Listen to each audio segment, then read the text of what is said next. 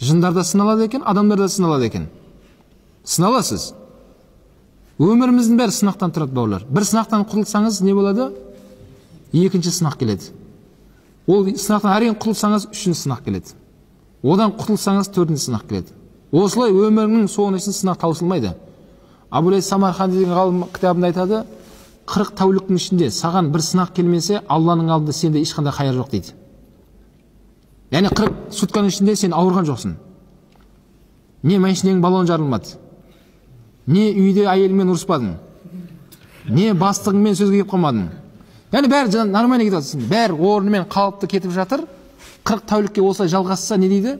Біл, сен Алланың алдында ешқандай бір қайыр болып жатқан жоқ сенде дейді. Демек, бір нәрсе бар сенде. Сахабалар оларға сынақ келмеген кезде уайымдап кетеді екен. Алла мені ескерусіз қалдырып қойды ма деп. Сынақ келген кезде қуанады екен солар. Альхамдулилля, Алла мені ескерді. Алла Тағала өзінің сүйген құлдарына сынақ береді деп айтқан пайғамбар алейхиссалам. Иә, бауырлар. Әрине біз ешкімге ешнәрсе тілемейміз. Бірақ Алла сүйген құлдарына ғана сынақ береді деді. Кейде бізде қазір сондай нәрсеге кетіп қалған секілдіміз. Кейде сұрақ қояды. Неге мені сынайды Алла дейді. Алла маған намаз оқы деді, мен оқып жатырмын дейді. Кеше ыстық күнде қиналып оразасын ұстап бердім дейді. Өткенде садақасын бердім дейді. Мен бәрін істеп жатырмын дейді. Лабағаттап мешітке сабаққа келеді, келіп жатырмын оған дейді. Еще тағы мені сынап жатыр дейді. Оған салса сынамау керек та оны ше. Айналайын, сен өзің Аллаға жағынып жатсың ғой онда.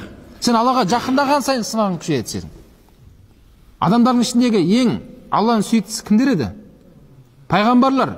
Пайғамбарлардың ішіндегі ең сүйіктісі кім? Мұхаммед алейхиссалам. Ал Мұхаммед алейхиссалам секілді ешкім сыналған емес, сыналмайды да. Пайғамбар алейхиссаламның бүткіл өмірдегі адамзаттың проблемасы бір өзінің басында болды.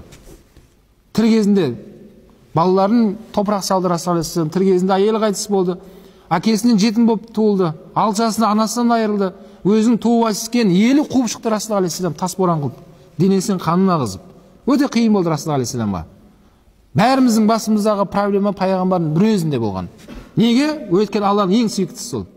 Аллаға жақындаған сайын сіздің сынағыңыз күшейеді. Соны біліп қойыңыз. Алладан алыстаған сайын саған сынақ келмейді. Өйткені Фирғауынға ешқандай не келмеген. Өмірінде ауырмаған екен. Өмірінде баллон жарылмаған машинесін. Өмірінде әйелімен ұрыспаған. О да бәрі жақсы болған екен. Фирғауында. Сол Фирғауын соған даңдайынсып кетіп, ана Раббукум ла'ала деп айтқан. Значит, мен сендерге қарағанда мен көп артықшылығым бар. Демек, мен сендердің құдайларың деп жүрген сол ше.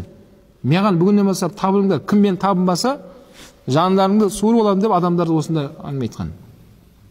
Алланың ең сүйіксіз адамдары сондай болып алыстаған сайын оған сынақ келмейді. Ол ескерусіз қалып қойды ол адам. Ал Аллаға жақындаған сайын не болады сізде? Сынақ болады. Құлшылыққа күшейген сайын, дәріске келіп тақуалығыңыз күшейген сайын, сіздің неңіз не болады? Сынағыңыз қатты болады. Оны ғұламдар тұзға теңейді. Тамақта свежий қойдың етін алып келдің, бәрін жаңадан алып келіп, әдемі бір тамақ сорпама жасап жатсыз дейді, бірақ тұз жоқ. Тұз ғана нені кіргізеді? Дәмін кіргізеді. Дәл сол секілді сенің өміріңнің құлшылықтың мәнін сынақ қана кіргізеді. Сен сынақ келгенде барып құлшылығың рахатын сезесің. Альхамдулилля, осы намазым ұстап қалды мен дейді. Құдай сақтап қалды кеше дейді. Кеше осындай сөздер бар. Құдай сақтап қалды мені, намазым арқылы мен тұрып қалдым дейді. Субхан, намаз оқымағанда Құдай біледі мен не болып кетер едім дейтін адамдар сөз естіп қаламыз кейде. Басыма үлкен бір қиыншылық келді, сабырлы болдым. Өткен имам айтқан сөз есіме түсіп кетті де, альхамдулилля, құлшылығым арқасында адам болып жүрмін ғой деп айтамыз.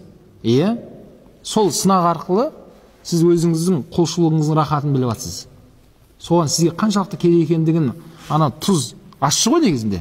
Ащы тұз тамаққа қандай дәм берген секілді, Алланың сынағы да сіздің өміріңізге, құлшылығыңызға не береді?